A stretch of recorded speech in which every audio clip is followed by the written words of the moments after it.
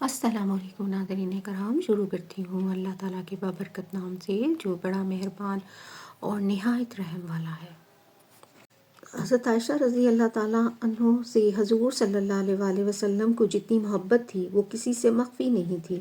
جب حضور صلی اللہ علیہ وآلہ وسلم سے کسی نے پوچھا کہ آپ کو سب سے زیادہ محبت کس سے ہے تو آپ صلی اللہ علیہ وآلہ وسلم نے فرمایا عائشہ سے۔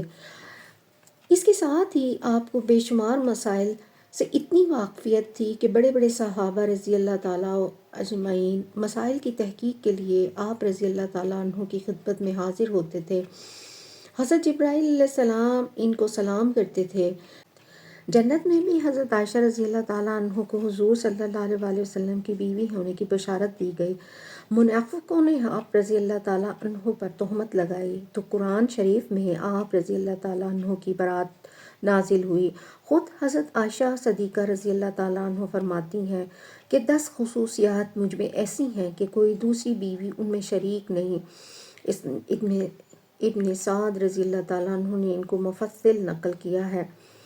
اس کے باوجود اللہ کے خوف کا یہ حال تھا، فرمایا کرتی کہ کاش میں درخت ہی ہو جاتی کہ تسبیح کرتی رہتی اور کوئی آخرت کا مطالبہ مجھ سے نہ ہوتا۔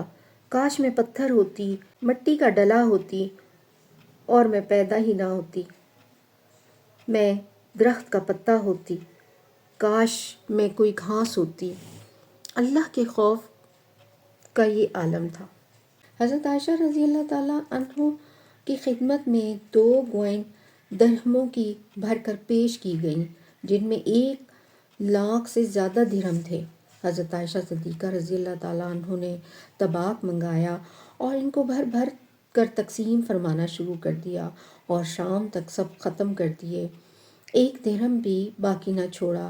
خود روزے دار تھیں۔ افطار کے وقت باندی سے کہا کہ افطار کے لیے کچھ لے آؤ۔ وہ 1 روٹی اور زیتون کا تیل لے آئیں اور عرض کرنے لگیں کیا اچھا ہوتا کہ 1 درہم کا گوشت بھی منگا لیتے، آج ہم روزہ گوشت سے افطار کر لیتے۔ فرمانے لگیں اب دان دینے سے کیا ہوتا ہے، اس وقت یاد دلاتی تو میں منگوا لیتی۔ یہ وہ زمانہ تھا جب عبداللہ بن زبیر رضی اللہ تعالیٰ عنہ وغیرہ حضرات کی طرف سے یہ نذرانے پیش کیے جاتے تھے، کیونکہ وہ زمانہ فتوحات کی کثرت کا تھا۔ مکانوں میں غلے کی طرح اشرفیوں کے انبار پڑے رہتے تھے اور اس کے باوجود اپنی زندگی نہایت سادہ اور نہایت معمولی گزاری جاتی تھی۔ حتیٰ کہ افطار کے واسطے بھی ماما کے یاد دلانے کی ضرورت تھی۔ 25,000 روپے کے قریب تقسیم فرما دیا اور یہ خیال بھی نہ آیا کہ میرا روزہ ہے اور مجھے کچھ منگوانا ہے۔